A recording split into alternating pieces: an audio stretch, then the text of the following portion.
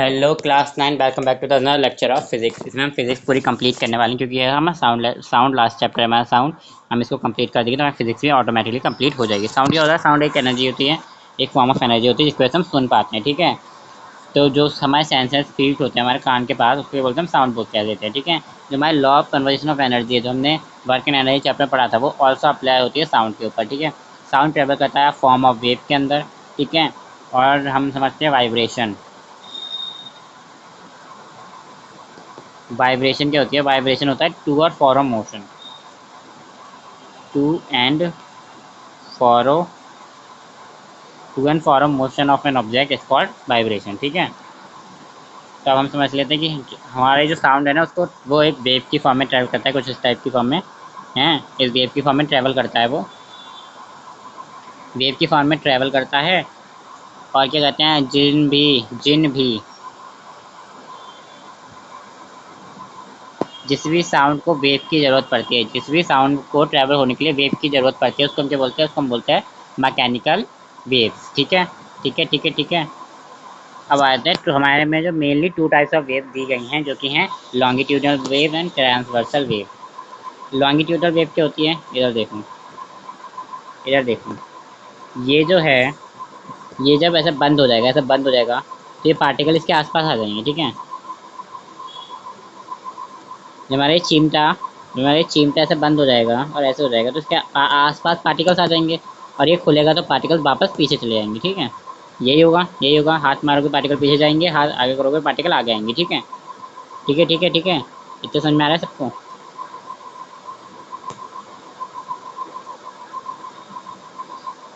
तो ये जब ऐसे होगा तो इसके आसपास क्या आ जाएंगे? पार्टिकल्स आ जाएंगे बहुत सारे हैं। पर जब ये ऐसे खुलेगा, ये खुलेगा, खुलेगा कब ये? जब ये खुलेगा तो पार्टिकल्स दूर भागेंगे। ठीक है, तो जो हमारी वेव होगी वो कैसे ट्रैवल करेगी? प्रोपगेशन ऑफ वेव कैसी होगी? हमारी प्रोपगेशन वेव ऐसी होती है। ठीक है, ठीक है, ठीक है, ठीक है, ठीक है, ठीक है, ठीक है। तो अगर हम देखें तो हमारे पार्टिकल्स हैं, उनकी मूवमेंट क्या हो रही है? वो इधर आ रहे हैं और वो इधर जा रहे हैं, ऐसी मूवमेंट हो रही है उन पार्टिकल्स की, है ना। तो हम प्रोपगेशन ऑफ वेव देखें तो वेव भी कैसे जाएगी? वेव भी ऐसे ट्रैवल करेगी इधर की साइड। तो जब ये होगी, ठीक है, ये क्या है? Propagation of wave.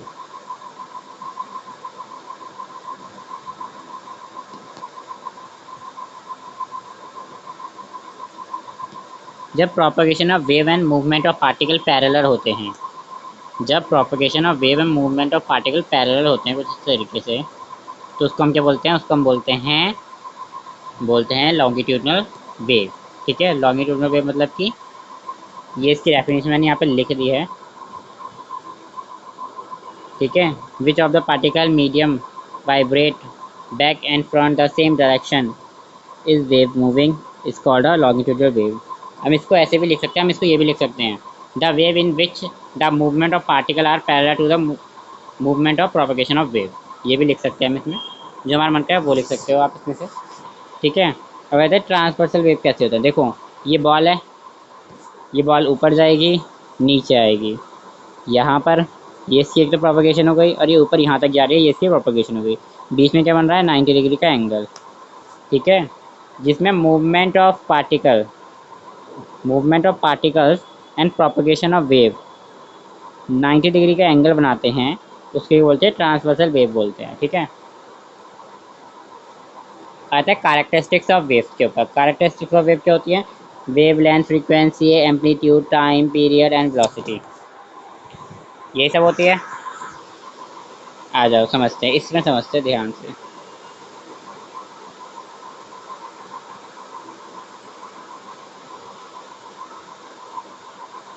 तो देखो, जो हमारा ये है, ये यहाँ पे ढंग से समझ में नहीं आएगा आपको कोई।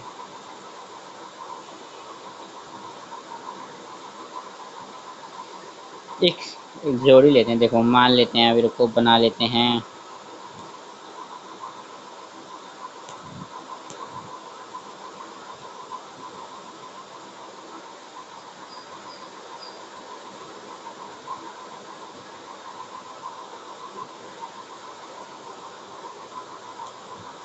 कहाँ गया ये?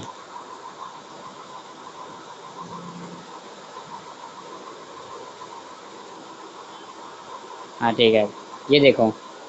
हाँ हाँ,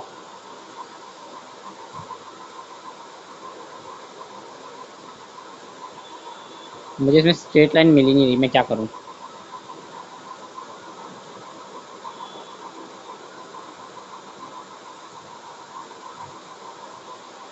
ठीक है, यही सही है, इतनी सी है, इतनी ठीक है, ठीक है। ये देखो, ये वेव ट्रैवल कर रही है। ठीक है ठीक है ठीक है। तो देखो, ऐसे थोड़ा जूम कर लें। तो ये जो है, ये दोनों क्रस्ट हैं। ये जो होते हैं, रुको जरा।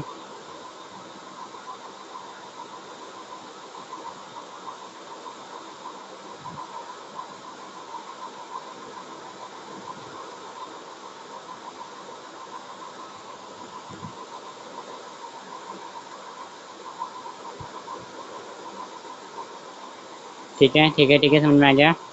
ब्लू पेन से आया था इसमें। वे क्या समझ में आया, वही तो मैं सुना ही रहा हूँ। ठीक है, ये जो होते हैं, ये ऊपर और नीचे वाले, ये जो होते हैं, इन्हें हम बोलते हैं क्रस्ट। क्रस्ट, और नीचे वाले को भी हम बोलते हैं क्रस्ट। नहीं, नीचे वाले को क्रस्ट नहीं बोलते, सॉरी सॉरी। नीचे वाले को बोलते हैं हम थ्रस्ट। थ्रस्ट नहीं बोलते, ट्रस्ट। स्पेलिंग समझ में आ गया सबको? नहीं समझ में आया, दोबारा लिख देता हूँ, उसमें क्या है, मैं लिखने के लिए तो बैठा। TROUGH।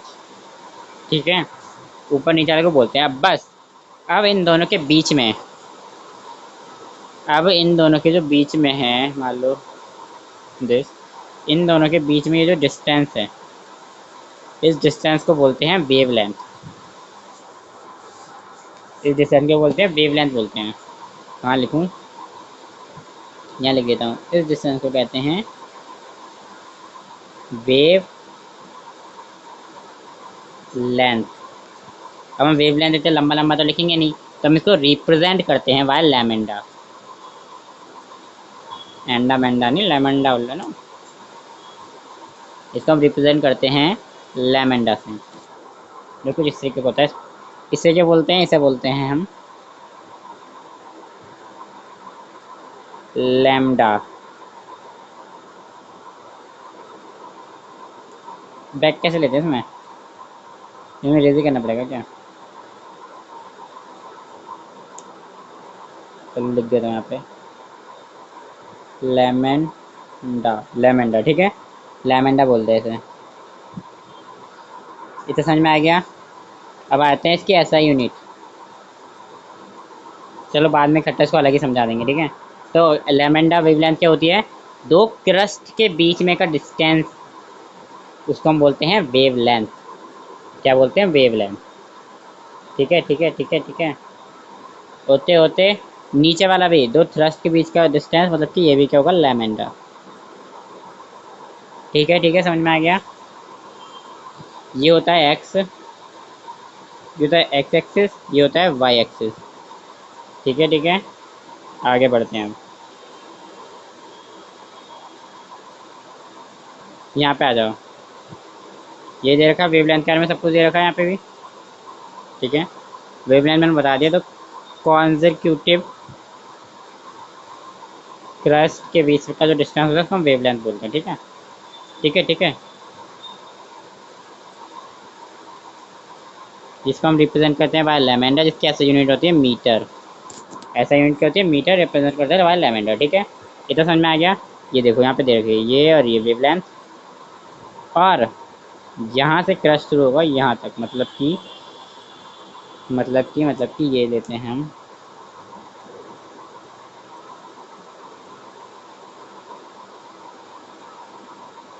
ये इतना, ये ये क्या होगा? ये भी लैमेंडा होगा, ये वेवलेंथ होगी। ठीक है, इतनी।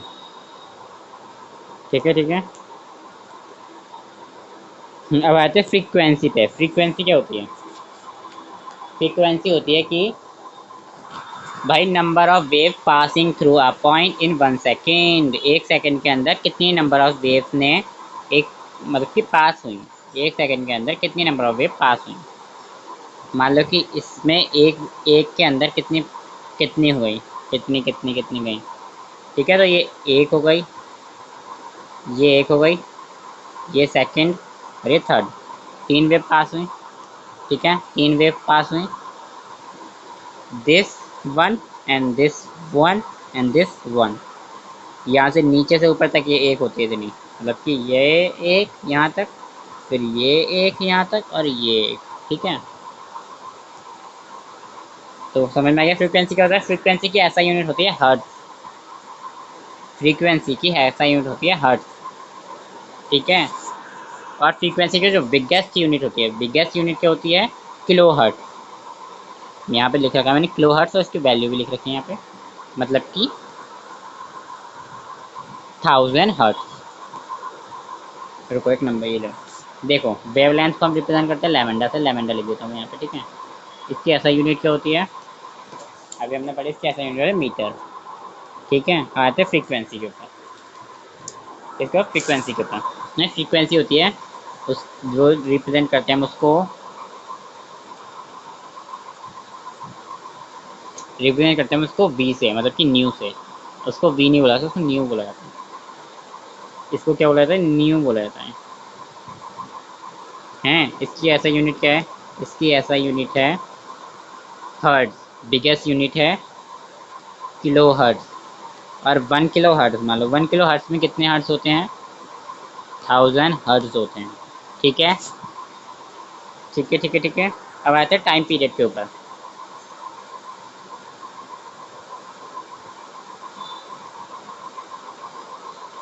टाइम पीरियड, टाइम पीरियड क्या होता है कि टाइम कितना लगा उस एक पॉइंट से वेव को पास होने में, इस पॉइंट से इस पॉइंट तक, इस ओ सॉरी सॉरी सॉरी, गलत बोल रहा था।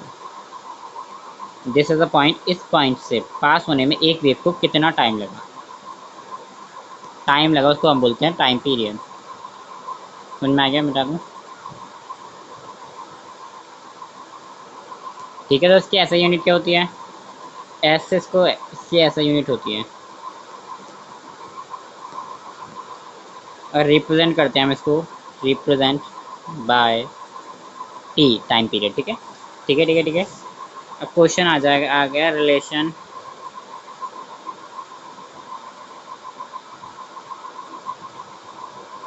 बिटवीन टी एंड न्यू, मतलब फ्रीक्वेंसी और टाइम पीरियड। तो कैसे करेंगे, कैसे करेंगे, कैसे कैसे कैसे करेंगे, तो इसका एक फॉर्मूला होता है, nu is equal to 1 time period. ठीक है,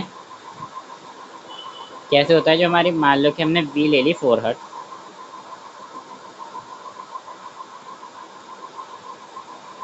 क्योंकि 4 वेव को ट्रेवल करने में 1 सेकेंड लगा है। फ्रीक्वेंसी कितनी है, 4 हर्ट्ज, क्योंकि 4 वेव्स को ट्रैवल करने में 1 सेकेंड लगा है। ठीक है, 4 वेव को ट्रैवल करने में 1 सेकेंड लगा है, तो क्या हो जाएगा, 1 वेव इज इक्वल टू 1/4।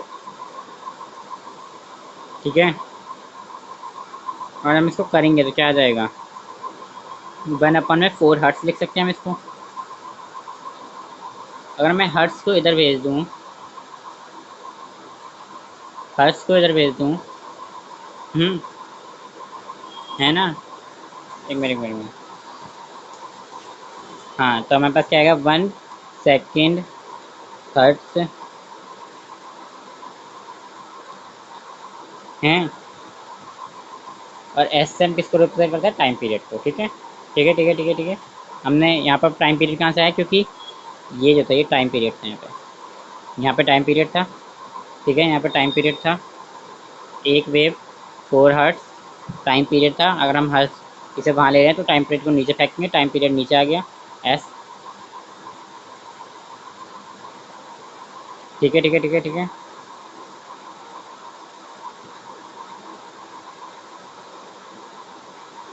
एक मिनट एक मिनट, मैं कुछ तो गलत कर रहा हूँ।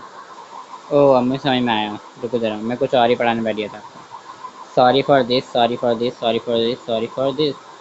मान लो, मान लो कि जो हमारी बी है, जो भी है कि पता नहीं कितनी वेव पास हो। ठीक है, टाइम पीरियड जितना भी लगा हो, हैं, टाइम पीरियड क्या होता है, कि 1 सेकंड के अंदर कितनी पास हुई, कितने हर्ट्ज वेव पास हुई, ठीक है,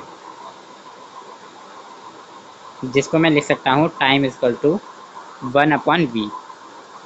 ठीक है, टाइम का फॉर्मूला क्या होगा कि 1 सेकंड के अंदर कितनी हर्ट्ज वेव पास हुई। ठीक है, ठीक है, ठीक है, ठीक है, टाइम इजकल टू 1 सेकंड में कितनी हर्ट्ज वेव पास हुई। ठीक है, यही होगा इसका फॉर्मूला। ठीक है, ठीक है, ठीक है, ठीक है। तो बस अब v को अगर हम बाहर नहीं बाहर ले जाएं और t को अंदर फेंक दें, v को अगर हम बाहर ले जाएं और t को अंदर फेंक दें तो क्या होगा, v इजकल टू 1/t। और यही है इन दोनों के बीच में रिलेशन।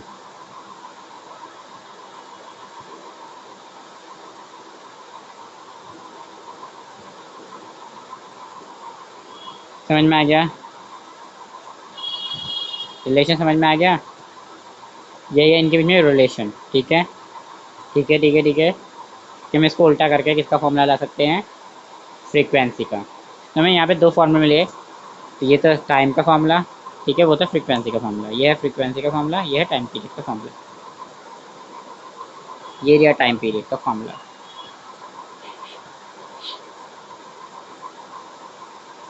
टाइम पीरियड करनी, sorry, frequency wave require to time period, ये रहा टाइम पीरियड करने फ्रीक्वेंसी का ये।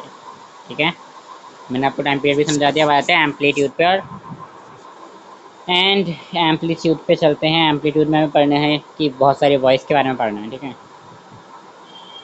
पहले एम्पलीट्यूड क्या पढ़ लें। एम्पलीट्यूड होता क्या है, एम्पलीट्यूड होता है कि मैंने आपको, रुको ज़रा, एक डायग्राम बनाया था ना मैंने, ये रहा।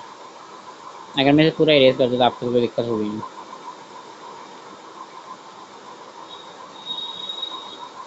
अब मैं इसे जूम करूँ तो ये इन क्रस्ट एंड के भी, ये क्रस्ट जो हैं,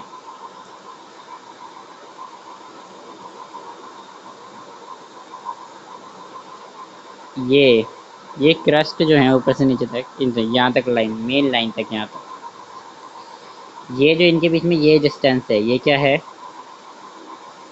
ये है एम्पलीट्यूड। ये क्या है, ये क्या है, ये है एम्पलीट्यूड, इट इज़ एम्पलीट्यूड। ठीक है, ऐसे जो वेव जाती है उसके इधर इतना मेन पॉइंट से इसके बीच में इतना कितना डिस्टेंस, उसको बोलते हैं एम्पलीट्यूड, इसको हम रिप्रेजेंट करते हैं ए से। ठीक है, ठीक है, समझ में आ गया। बट एम्पलीट्यूड रिप्रेजेंट ऐसे करते हैं, इसकी ऐसा यूनिट एम होती है। ठीक है, ऐसा यूनिट मीटर होती है, लिख लो सबकी ऐसा यूनिट। अब आते हैं हमारे पास sound and pitch, loudness, softness, sound, pitch, इन सबको समझते हैं ये झटके में।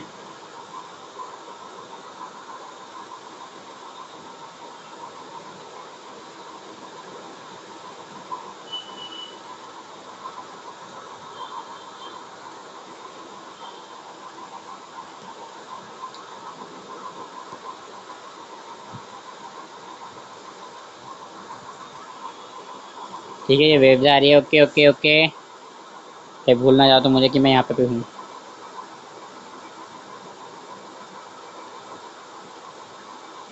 तो देखो, जब जब ये जो एम्पलीट्यूड है, यहाँ पे एम्पलीट्यूड बड़ा है ना, यहाँ पे ये एम्पलीट्यूड क्या है, बड़ा है इसके मुकाबले। ठीक है, यहाँ पे जो एम्पलीट्यूड हम देख पा रहे हैं वो बड़ा है उसके मुकाबले, हैं, तो ये एम्पलीट्यूड जब बड़ा होगा तो क्या होगा, वॉइस होगी लाउड। और जब ये एम्पलीट्यूड छोटा होगा तब वॉइस क्या होगी, वॉइस होगी सॉफ्ट, लाउड एंड सॉफ्ट। ठीक है, होते होते होते हैं, तो क्या हम इससे कह सकते हैं कि हमारी लाउडनेस और सॉफ्टनेस किस पे डिपेंड करती हैं, एम्पलीट्यूड पे। ठीक है, बट मान लो this and this and this, हाँ, this and this, this this this this this this, इन्हें टाइम होने में, इन्हें जाने में 1 सेकंड लग रहा है, मतलब मान लो 1 सेकंड लग रहा है, तो इसमें क्या है, ये है लो पिच। बट जब मैं इसे ऐसे लूँ तो ये क्या है, ये है हाई पिच। जब भी हम जल्दी बोलते हैं हमारे मुंह से पिच निकलती है, ठीक है। वो किस पे तो हम कह सकते हैं कि पिच किस पे डिपेंड करती है, फ्रीक्वेंसी पे। फ्रीक्वेंसी का हम किससे डिनोट करते हैं, रिप्रेजेंट करते हैं न्यू से, ठीक है। वेलोसिटी समझते हैं। वेलोसिटी क्या होती है, वेलोसिटी होती है कि distance travel by a wave upon में टाइम टेकर। वेलोसिटी होती है कि उस वेव ने कितने टाइम में कितनी डिस्टेंस ट्रेवल किया है, कितने टाइम में, वो क्या होती है, वेलोसिटी निकालते हैं। कि मान लो कि एक वेव ने डिस्टेंस कितना ट्रैवल किया, उसने मान लो कि डिस्टेंस ट्रैवल करा है 4 मीटर, उसको टाइम लगा है 4 सेकेंड्स का, तो उसकी वेलोसिटी क्या होगी, 1 होते।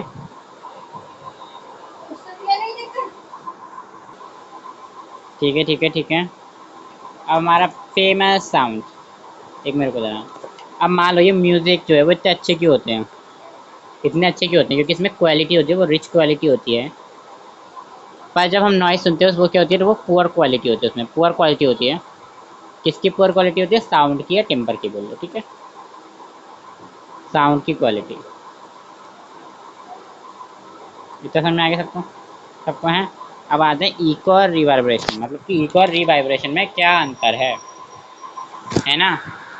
इको और रिवाइब्रेशन में क्या अंतर है, ये पढ़ते हैं। इको क्या होता है कि जब 1 सेकंड के अंदर आवाज़ वापस लौट के आती है खाली घर के अंदर, ठीक है, उसे हम इको बोलते हैं, ठीक है। हैं, पर रिवाइब्रेशन क्या होती है, रिवाइब्रेशन होती है जो साउंड एब्जॉर्ब कर लेते हैं मटेरियल, हैं, उसे बोलते हैं। मान लो कि जिसमें मैनी टाइम्स रिफ्लेक्शन होता है आवाज़ का, मतलब कि एक खुले ग्राउंड, मतलब कि एक खुले हॉल में तुम चिल्ला रहे हो, वो बार बार आई जा रही है तुम्हारे पास आवाज़। बट इको में क्या होती है, सिर्फ एक बार आवाज़ आती है लौट के, ठीक है ठीक है ठीक है। समझ में आ गया डिफ्रेंशिएशन। सोनार भी समझेंगे अब अभी, पर उससे पहले हम समझेंगे कुछ चीज़ें, जैसे कि infrasonic sound and ultrasonic sound. तो जो हमारा इंफ्रा, यहाँ से देखते हैं, इंफ्रा सोनिक साउंड होता है, उसकी जो होती है ना, वो उसकी जो फ्रीक्वेंसी होती है,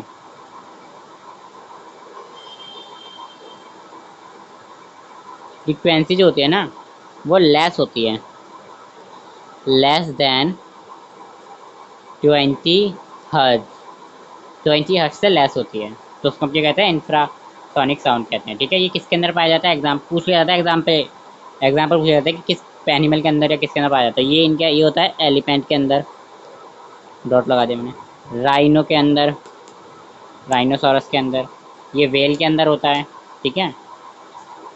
आते हैं अल्ट्रासोनिक साउंड के ऊपर।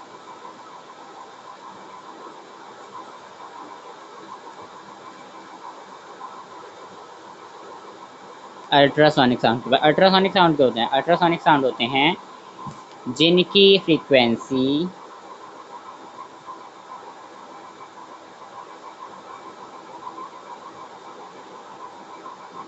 ये वाई है, जिनकी frequency more than 20 kilo hurt होती है, ओके। और ये मेनली किस लिए, मतलब किसके यूज़ में आते हैं ये ना, मतलब कि देखना, मतलब उस चीज़ के यूज़ में आते हैं कि हाँ भाई किसी डिब्बे के अंदर वो तो नहीं है। हम मान लो कि एक डिब्बा है, ये वो मतलब कि दीवार है, कोई ईंट है, उसके काम में आती है। अगर इसके अंदर दरार होगी तो वो हमारा पूरी बिल्डिंग ढह जाएगी, गिर जाएगी पूरी बिल्डिंग, हैं, पूरी बिल्डिंग गिर जाएगी। तो ऐसा थोड़ी ना चलेगा, हैं, ऐसा थोड़ी ना चलेगा। इस वजह से उन सब चीज़ों को चेक करने के काम आते हैं, कि मतलब अंदर बाहर सब चेक करने के काम आते हैं ये, ठीक है।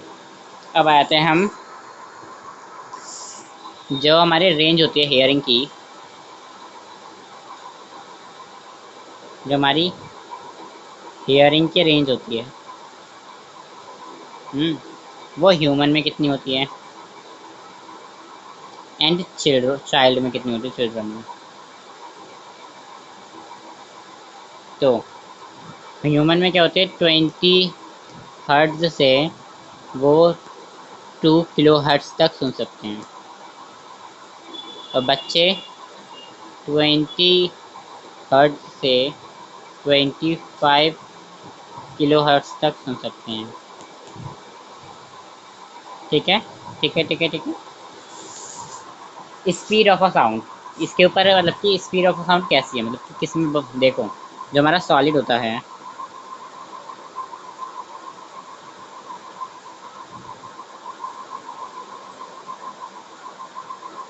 जो हमारा सॉलिड होता है,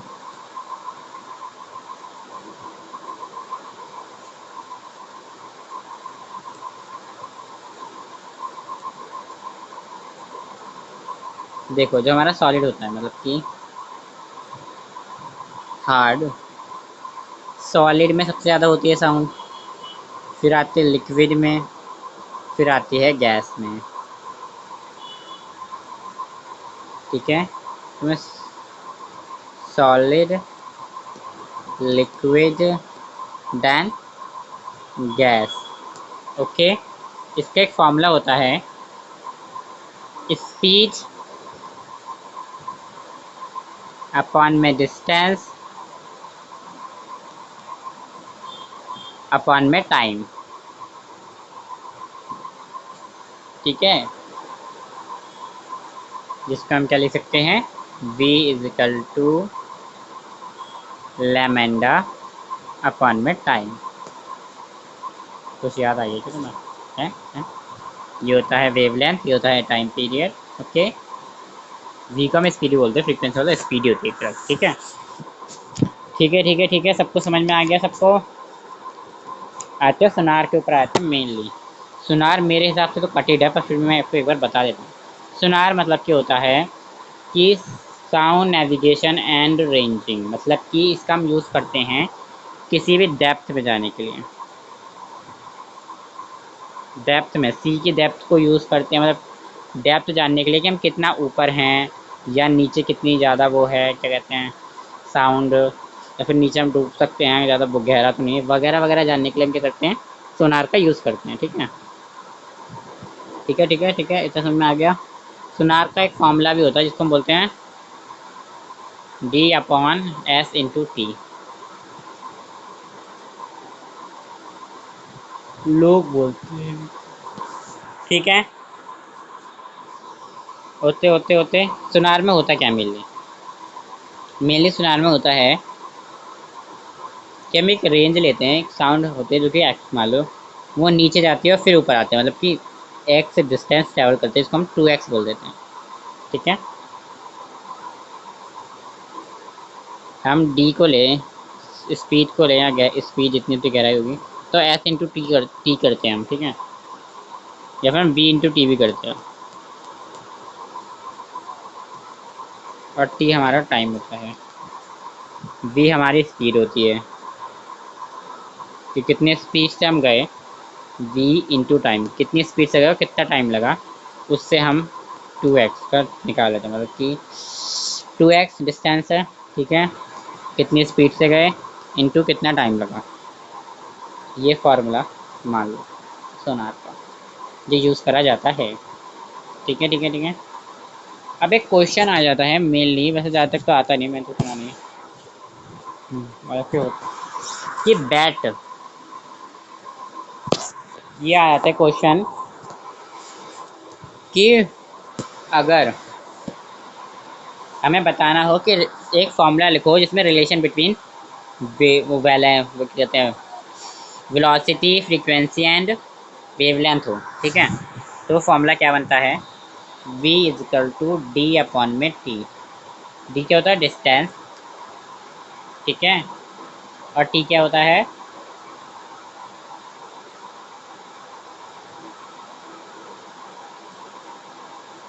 टाइम पीरियड, वो कहते हैं, टी तो वेवलेंथ होता है ना। होते होते okay okay, v is equal to D upon T, इतना समझ में आ गया। सॉरी, ये टी देखो, हाँ ये एक फॉर्मूला है हमारा जी, जिसके लिए सॉरी मैं भी थोड़ा गलत बोल रहा था, जिसमें हम ये जो टी है उसे रिमूव करके लगा देते हैं लैमेंडा। तो हमारा क्या बन जाता है v is equal to, sorry T नहीं डी हटा के लैमेंडा लगा देते हैं। v upon D upon T है हमारे पास एक फॉर्मूला है, ठीक है।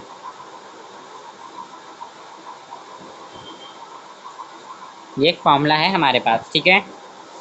होते होते हाँ, तो हम क्या करते हैं, हमें डिस्टेंस चाहिए। डिस्टेंस हम किसको कहते हैं, वेवलेंथ को। वेवलेंथ को हम डिस्टेंस कहते हैं, कि मतलब टाइम पीरियड डाल देते हैं, ठीक है। टाइम पीरियड को हम क्या लिख सकते हैं, टाइम पीरियड को फ्रीक्वेंसी लिख देते हैं। क्या लिख देते हैं, फ्रीक्वेंसी।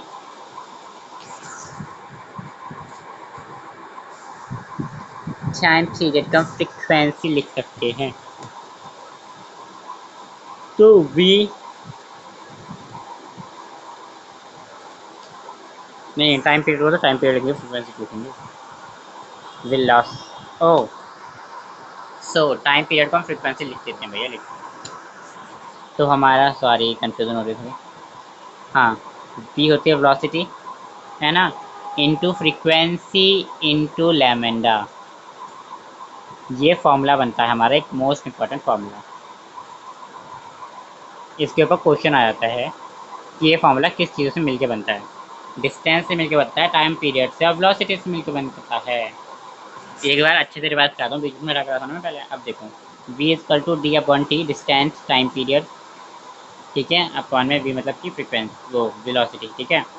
हम d को लिख सकते हैं लैमेंडा, क्योंकि डिस्टेंस है, टाइम पीरियड को t रहने दिया। t को हम बाद में जाके लिखेंगे फ्रीक्वेंसी। क्यों लिख सकते हैं फ्रीक्वेंसी, हम क्वेश्चन आएगा हम क्यों लिख सकते हैं फ्रीक्वेंसी, तो हम लिख सकते हैं क्योंकि अभी हमने फॉर्मूला पढ़ा था 1/t। 1/t पढ़ा था अभी हमने फॉर्मूला। तो उसके बेसिस पर हम क्या लिख सकते हैं, v is equal to f into lambda, ठीक है। और ये हमारा फॉर्मूला बन जाता है। क्योंकि हमने देखो पढ़ा था ना, 1/t वी। वी क्या होती है, वाली न्यू, न्यू मतलब होता है फ्रीक्वेंसी। तो हम यहाँ पे फ्रीक्वेंसी पुट कर सकते हैं। ये लैमेंडा है, ये वेलोसिटी है, ठीक है। Thank you for watching, I hope सबको समझ में आ गया होगा। इसकी ये पीडीएफ जो आप डिस्क्रिप्शन बॉक्स से डाउनलोड कर लेना। Till then take care, bye bye.